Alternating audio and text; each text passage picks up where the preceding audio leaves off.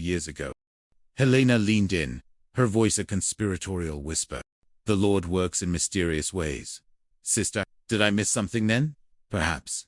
Or perhaps it wasn't time for it to be found. But now, with the wolves at the gate, we shall speak further at dinner. But dinner would never come for Sister Helena. The evening was a blur of activity. The town was buzzing with the news of the sale.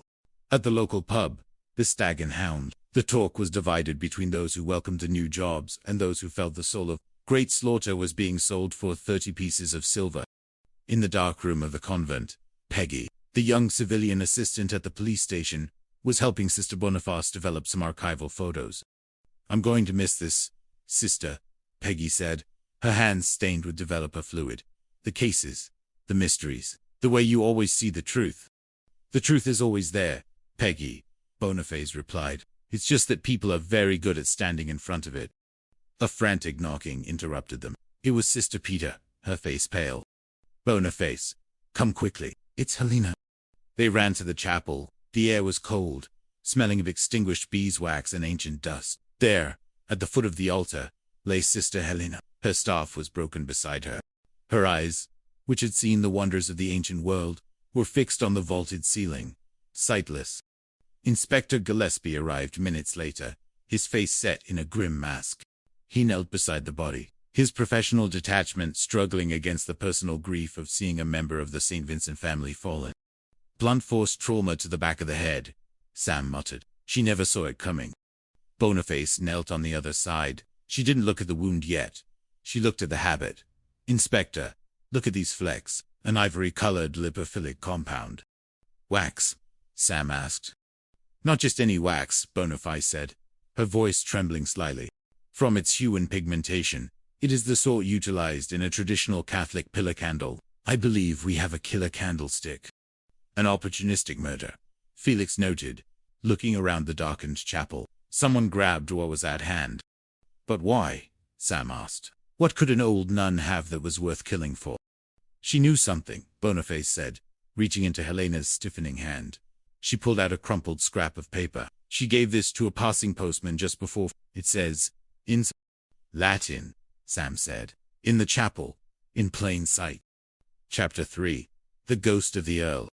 The investigation turned the convent into a crime scene, a cruel irony for a place that was supposed to be a sanctuary.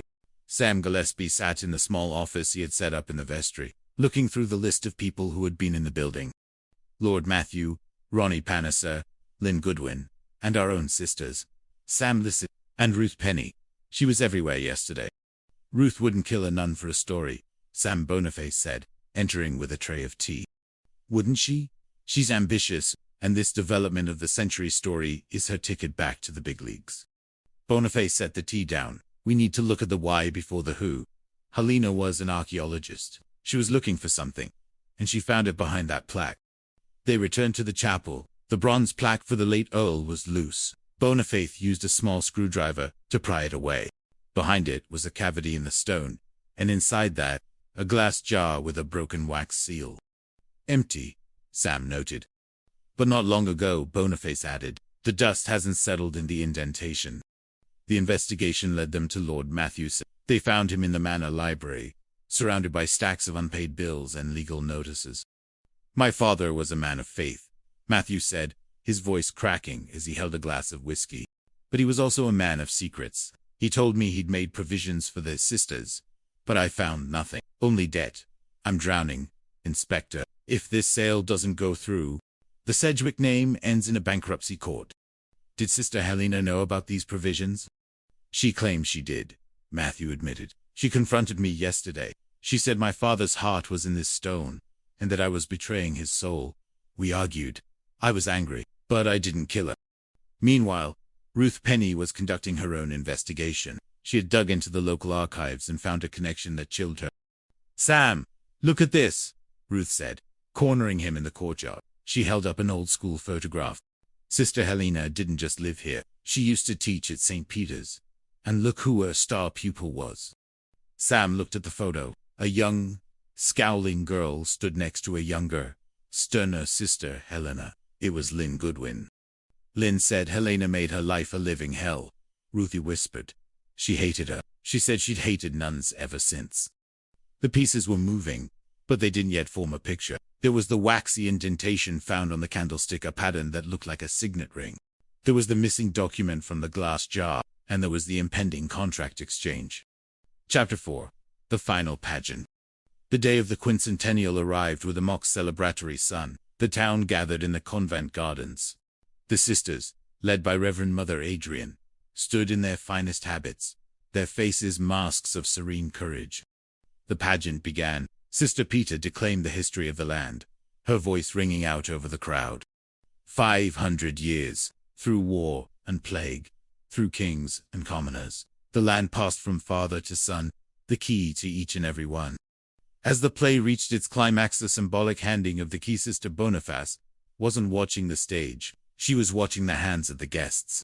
She saw the glint of gold on Lord Matthew's hand, she saw the nervous twitch of Lynn Goodwin's fingers, and then she saw it. In the model of the development, the Lord Adam Sedgwick Towers, there was a small decorative crest. It matched the indentation in the wax perfectly. The model, Boniface, whispered to Sam, the killer didn't wear a ring. They used the model itself. They gripped the heavy brass corner of the model's base to swing the candlestick. But there was more. The insocello and conspicu wasn't about the chapel they were in. The old chapel, Boniface realized, the one in the woods that was deconsecrated a century ago.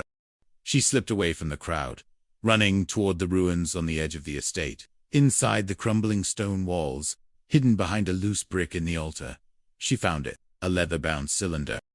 Inside was a deed of gift, signed by the late Earl, witnessed and notarized. It bequeathed the entire convent and the surrounding lands not to his son, but to the Catholic diocese in perpetuity.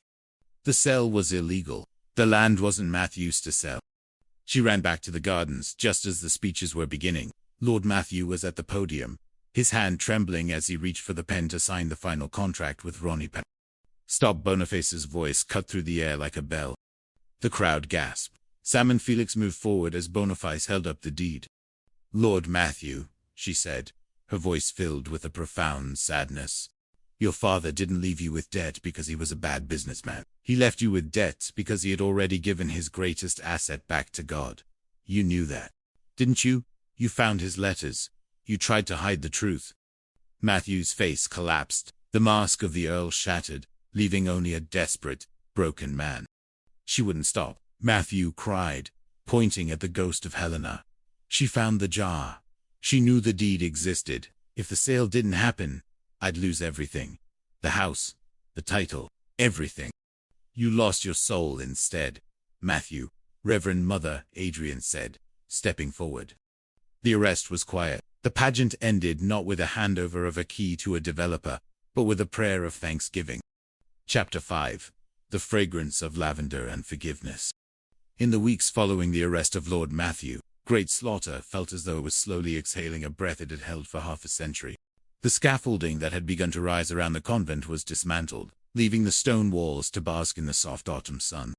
Sister Boniface spent her afternoons in the garden, planting lavender near the spot where Sister Helena had been found.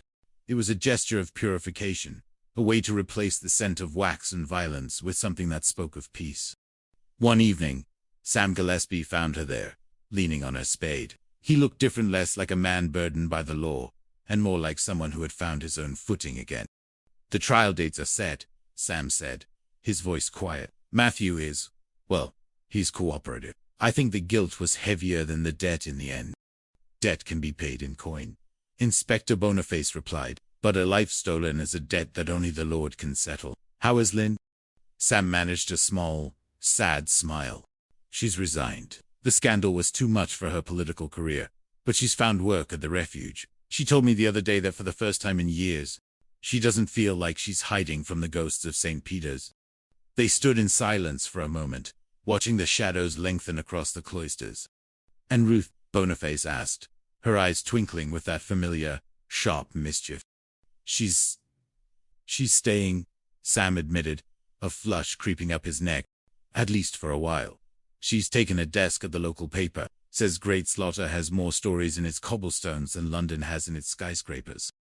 I'm glad, Boniface whispered. Every story needs an author, Sam, and every heart needs a home.